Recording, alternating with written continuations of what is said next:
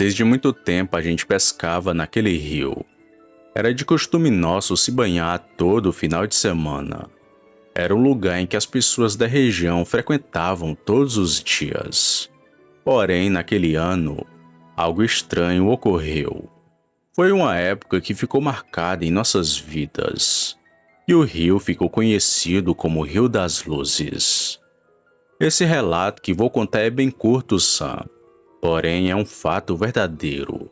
Todo mundo da região costuma ver essas coisas até os dias de hoje. Às vezes no céu, dentro da mata, ou se não, por cima do rio, que foi justamente onde eu e meu primo vimos naquela noite.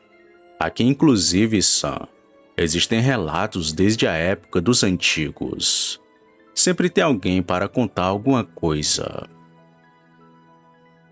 Eu me chamo Clailton, sou aqui de Quixadá. Sou pescador e agricultor. Não cheguei a concluir o ensino médio. Não sou estudado e nem frequentei a faculdade. Mas sei diferenciar algo comum de algo incomum. Conheço drones, aviões e também satélites. Digo isso porque muita gente duvidou de mim. Diz que não existe, que tudo isso é invenção. Mas as coisas que ocorrem por aqui são completamente inexplicáveis. São eventos que deixam qualquer um de cabelo em pé. Aqui temos o açude do Cedro, e dele saem alguns braços de água. Um deles passa praticamente no quintal da nossa casa. Em épocas de cheia, a gente pesca, se banha e tem um lugar como lazer. Só que o açude e a região são assombrados por umas bolas de luz que aparecem durante o dia. De noite, não importa o horário, Sam. Inclusive, toda noite dá para ver essas coisas pelo céu. Só que da forma como a gente viu naquele dia, foi completamente diferente. Porque aquela coisa saiu da água e passou bem do nosso lado. Estávamos em pleno 2008. O meu primo Tiago veio passar as férias da escola aqui conosco. Pra gente passar as tardes caçando, pescando e tomando banho de rio. Lembro que nesse ano ele estava com 18 anos. Já eu tinha 16. Ele tinha uma velha mania de pescar de noite. A gente pegava a canoa do meu avô e passava a noite quase inteira em claro, pescando traíra, bodó, cará, o que caía na rede, a gente estava pegando. Nessa noite em questão, Sam, a gente quase não foi. Mas como não deu certo irmos à casa de um conhecido, ficamos de pescar por ali mesmo. Pegamos a canoa do meu avô, 2 tarrafas, uma vara de pesca e um landuá. E seguimos para a pesca. Ainda lembro daquele final de tarde. Estava bem ensolarado e eu sentia a brisa da água. Nem imaginava que em poucas horas iria me deparar com algo que não era deste mundo. Passadas algumas horas em que a gente estava pescando, o meu primo apontou para o outro lado do rio e disse assim: "Tem gente pescando do outro lado, primo. Tá vendo a lanterna?" Eu olhei e notei uma luz na outra margem, mas não me pareceu uma luz de lanterna. Era como se fosse uma lâmpada acesa. Inclusive dava para ver a água, a margem e parte da mata em volta da água. Pouco depois da gente notar aquela luz, ela se moveu, Sam, e foi quase para o meio do rio. O meu primo arregalou os olhos e me perguntou se eu também tinha visto aquilo. Eu disse que sim. "Tiago, isso não é gente não. Tá dentro da água." Assim que ele falou isso, aquela luz saiu do rio e vimos. Acima da água, a uns 2 metros de altura, estava uma bola luminosa. Não dava para ver seu formato direito, já que a luz era muito forte. Olhar para aquilo era como se olhar para uma lâmpada. Doía na vista. Mas isso nem de longe foi o mais estranho, Sam, porque logo depois que saiu da água, aquela luz veio vindo no nosso rumo. O meu primo, assustado, me mandou pular na água, e ele pulou logo em seguida. Mas eu travei dentro da canoa. Vi aquela coisa passando a uma distância de uns 10 ou 20 metros da canoa. Passou por mim e logo entrou mais à frente na mata. Pouco a pouco, foi se apagando em meio à vegetação. Só então, Sam, que eu tive reação e puxei o meu primo de volta para a canoa. Dali, retornamos para a nossa casa. Não sabíamos o que podia ser aquela coisa. Um drone, avião e nem carro tinha como ser. Uma estrela ou satélite, muito menos. Aquilo era algo de que a gente já tinha ouvido falar, mas que nunca tínhamos nos deparado assim, tão perto de nós. A gente foi para casa muito assombrado.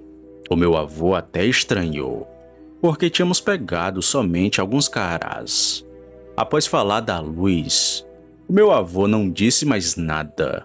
Creio que não fosse para nos assustar ainda mais, já que ele também teve experiências com essas certas luzes que saíam daquele rio e que rondavam pela região. Ainda nos dias de hoje eu pesco, Sam. Já vi outras vezes essas mesmas luzes, inclusive bem de perto, próximo de uma serra daqui. Mas nada tão assustador como o que vimos naquele dia sobre o rio. O que são, eu sinceramente não sei. Mas de tempos em tempos, elas aparecem por aqui. Você pode vir e perguntar para todo mundo que alguém tem experiências com essas coisas. Sempre alguém viu, ou se não foi perseguido por essas coisas que estão por aí. E não sabemos o que são, Sam.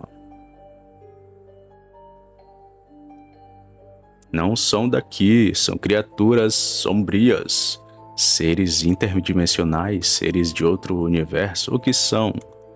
Bem interessante esse relato aqui do Clayton, acho que é Clayton. Clayton, muito obrigado por compartilhar seu relato conosco.